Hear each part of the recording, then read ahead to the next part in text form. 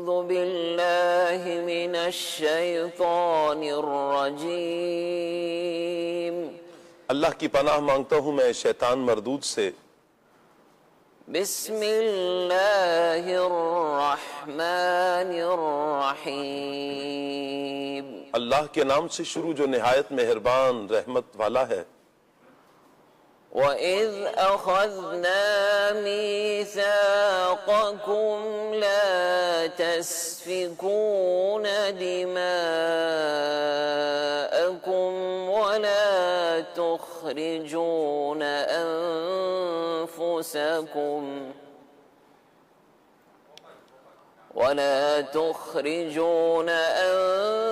أنفسكم من دياركم ثم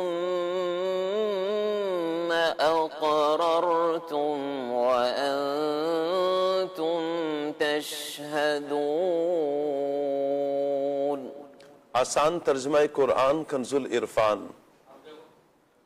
اور یاد کرو جب ہم نے تم سے عہد لیا کہ آپس میں کسی کا خون نہ بہانا اور اپنے لوگوں کو اپنی بستیوں سے نہ نکالنا، پھر تم نے اقرار بھی کر لیا اور تم خود اس کے گواہ ہو۔ تفسیر تعلیم القرآن۔ فرمایا کہ اے یہودیو وہ وقت یاد کرو جب ہم نے تمہارے آباء و اجداد سے تورات میں یہ عہد لیا کہ تم آپس میں کسی کا خون نہ بہانا اور اپنے لوگوں کو اپنی بستیوں سے نہ نکالنا، پھر انہوں نے اس عہد کا اقرار کر لیا اور تم خود بھی اپنے آباء و اجداد کے اس اقرار کے گواہ ہو۔ ثم أنتم هؤلاء تقتلون أنفسكم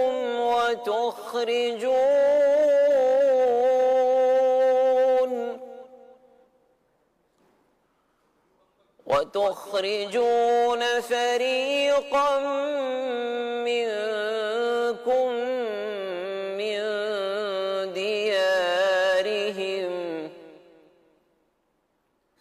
تظاهرون عليهم بالإثم والعدوان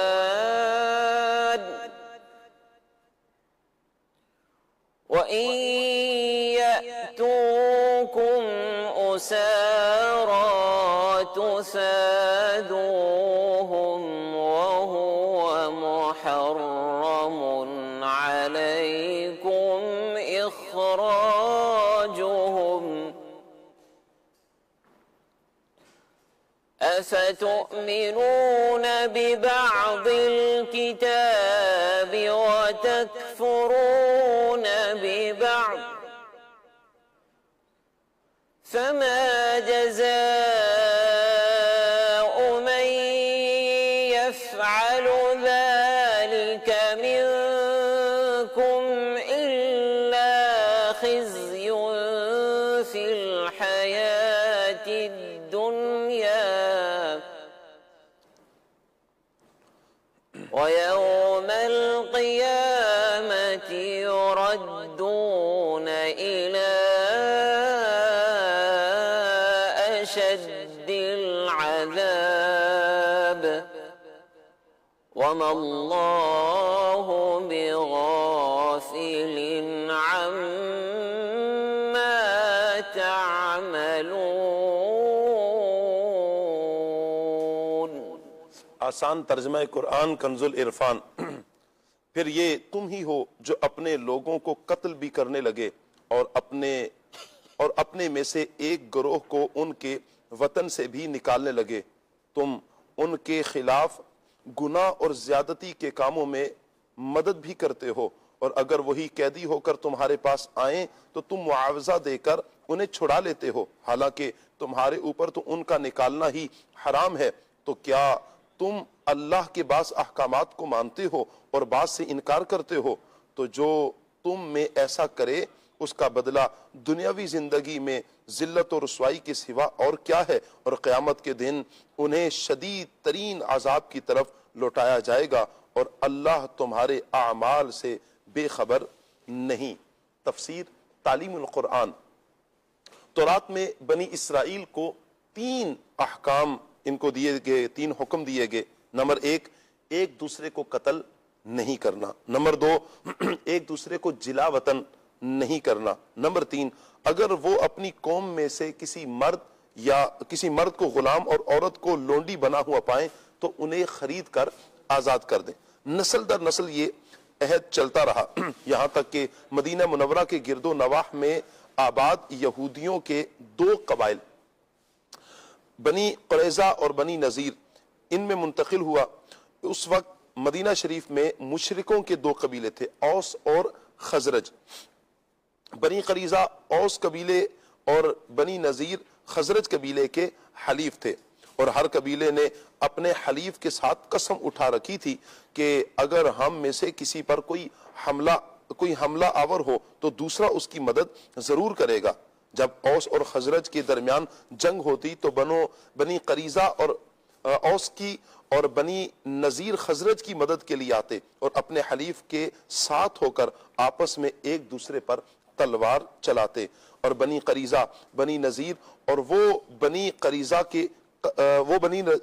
قریظہ کو قتل کرتے، ان کے گھر ویران کر دیتے اور انہیں ان کی رہائش گاہوں سے نکال دیتے۔ لیکن جب ان کی قوم کے لوگ ان کے حلیف قید کر لیے جاتے تو وہ انہیں مالی معاوضہ دے کر، یعنی پیسے دے کر چھڑا لیتے۔ لوگوں نے ان سے کہا کہ تم عجیب لوگ ہو، ایک دوسرے کو قتل بھی کرتے ہو اور فدیہ دے کر جان بھی چھڑا لیتے ہو۔ یہودیوں نے کہا، اپنے لوگوں کو قتل اور جلا وطن کرنے سے ہمارا عہد ٹوٹ جاتا ہے، لیکن ہمیں اس بات سے شرم آتی ہے کہ ہمارے حلیف ذلیل ہوں۔ اس حرکت پر انہیں اس آیت میں ملامت کی گئی کہ یہ کیا 2 رنگی ہے کہ تم ایک دوسرے کو قتل اور جلا وطن کرنے سے تو باز نہیں آتے، لیکن جب کوئی گرفتار ہو جائے اسے فدیہ دے کر چھڑا بھی لیتے ہو۔ کچھ احکام کو ماننا اور کچھ احکام کو نہ ماننا بہت برا ہے، اور ایسے لوگوں کا بدلہ دنیاوی زندگی میں ذلت اور رسوائی کے سوا کچھ نہیں، اور روز قیامت انہیں شدید ترین عذاب کی طرف لوٹایا جائے گا، اور اللہ تعالیٰ کسی عمل سے بے خبر نہیں۔ اہم باتیں۔ نمبر 1، شریعت کے تمام احکام پر ایمان رکھنا ضروری ہے، تمام ضروری احکام پر عمل کرنا بھی ضروری ہے۔ کوئی شخص کسی وقت بھی شریعت کی پابندی سے آزاد نہیں ہو سکتا، اور خود کو طریقت کا نام لے کر یا کسی بھی طریقے سے شریعت سے آزاد کہنے والا دائرہ اسلام سے خارج ہے، کافر ہے۔ نمبر 2، عظمت توحید کو ماننا لیکن عظمت رسالت کا انکار کرنا یا اس کے برعکس کرنا بھی اسی زمرے میں آتا ہے کہ کیا تم کتاب کے کچھ حصے کو مانتے اور کچھ حصے کا انکار کرتے ہو۔ ثم أنتم هؤلاء تقتلون أنفسكم وتخرجون فريقا منكم من ديارهم تظاهرون عليهم بالإثم والعدوان وإن يأتوكم أسارى تفادوهم وهو محرم عليكم إخراجهم